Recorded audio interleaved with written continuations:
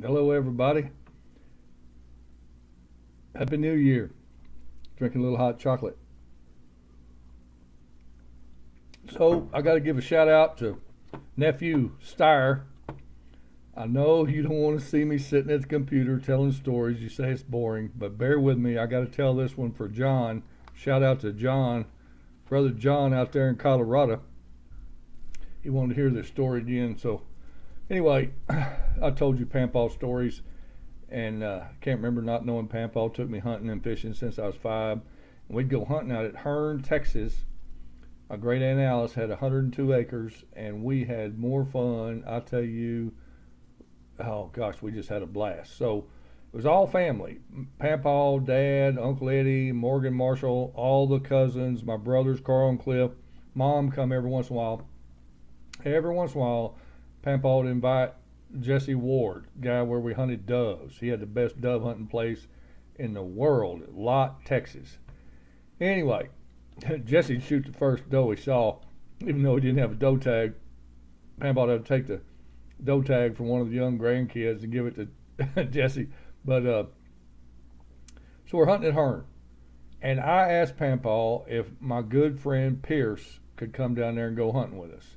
And this was rare because Pampaw didn't let anybody outside the family hardly ever come down there hunting. He said, yes, Pierce can come. And Pierce shot a nice young buck, too. That's another story. But we came down there, and Pierce's, I think it was like a 1973 brand new Oldsmobile Cutlass.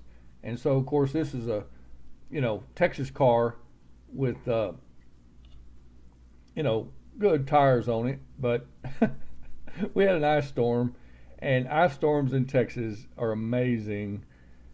Everything gets a half-inch of ice on it. Even a blade of grass has a half-inch of ice all the way around it. Tree limbs have half-inch of ice around and the trees just break down because it's the humidity in the water in the air, and it gloms onto everything, freezes. So it's one of those rare times, like I told you, when we were there, we never went back to town for anything. We'd go out Farm Market Road, go out to Hearne on Highway 6, go south of Hearne, turn east on Farm Market 2549, and we'd go out to Rabbit Road. I just looked it up. It's called Jackrabbit Lane, but we called it Rabbit Road, just a sand road out in the country. So anyway, we had this ice storm. We get up, and everything's got a half-inch of ice on it. And so we hunted everything, trees, tree stands, everything, half-inch of ice. It is cold, bitter cold. And so we come back at 10:30, 11 o'clock in the morning. Pampaw sent us to town. Hardly ever sent anybody to town. We just stayed out there for 3 days, 2 days, whatever. So we had to go to town and get salt or water or something. So we're going to take Pierce's Cutlass. Well, it had a half-inch ice on it.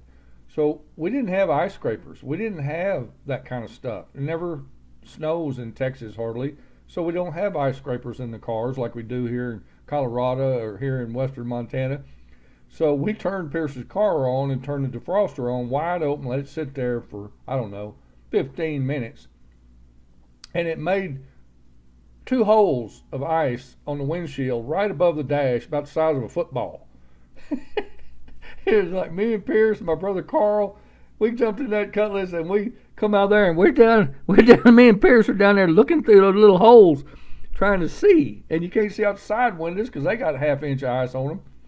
And so we putt and get off that sand road, get on the deal, and we're putting toward Hearne, toward Highway 6. We're on that Farm Market Road. Well, it was solid ice, so we're barely going. Rear-wheel drive Texas car with good tires still is like a sled on the ice.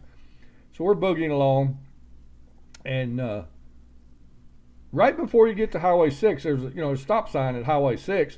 Well, right before you get to Highway 6, coming up on that Farm Market Road, there's a railroad track right there. So we're going along. We had the 2 little footballs of vision. We had the stereo wide open, jamming. We're high school kids. And so right before we were going to pull out on Highway 6, we crossed over the railroad tracks, and I rolled my window down to see if anybody was coming, and a train horn blared in the window. Woo! And the train just shot behind us. I mean, the car cleared the railroad tracks by about 5 feet, and we stopped at the stop sign, Highway 6, and a train roared behind us. He'd been honking at us. He could see us coming for 100 yards, and we never knew he was there. We never knew he was coming. Couldn't see out the side window. Had the little bitty footballs. Could have been killed. I mean, instantly, and it just roared behind us. And me and Pierce and Carl just looked at each other like, whoo hoo hoo hoo. We could have been dead right then. God was watching over us then. We were lucky. So you can't be too careful around railroad tracks. And so whether you're in Texas or Wyoming or Colorado, Montana, you got to have your windshields cleared off, side windows cleared off. You got to be able to see. That's a mandatory thing. I was coming home from the empty nesters. No, it wasn't. It was our big Christmas feast. I can't remember what it was. Big meal at church. Maybe it was a Christmas feast. So I'm coming home Friday night after that, right before Christmas, and roads are snow-packed and icy, so I'm going 45, 50 miles an hour headed between Lolo and Missoula. Nobody on my side of the road. I'm putting. I got good tires, all-wheel drive Subaru Legacy L wagon. I got 10 cars coming at me, and all of a sudden I saw shadows going in front of them. I was like, what is that, elk crossing the road? And over to my right, I got the big Buffalo Ranch, 5 lanes, 4 lanes with a center turn lane. I saw these shadows, and it all happened real fast. What is that? And all of a sudden I saw this black thing coming at me with 2 red eyes, and it was a 4-door truck coming at me sliding backwards 60, 70 miles an hour. I just went, I gassed it and pulled over to the right just a hair more, and he shot behind me about 5 feet behind me and missed me and went in the bar ditch. I mean, I said, oh, thank God. I was so scared, and I just kept going. I drove all the way to my carport and then called 911. I said, you might want to go back and check on Jim Bob, because he lost it and was doing donuts all the way across 5 lanes of traffic, and he might still be sitting on the side of the road back there. It happened 10 minutes ago, but people are driving crazy. First 2 days of snow, they don't know how to drive. Californians and tourists and people in Montana that have forgotten how to drive on snow. Anyway, that was a whole nother story. But man, I had my windshield cleared off, everything great, and driving at night and saw this black thing coming. I was like, what is that? It was over. He missed me. Thank God. Anyway, y'all please subscribe to my YouTube channel and protect your friends and family. Take deep breaths. Breathing's a leader.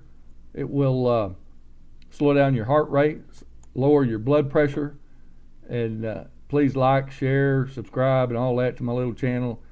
And take care of your friends and family and have fun. Enjoy the present moment. Adios.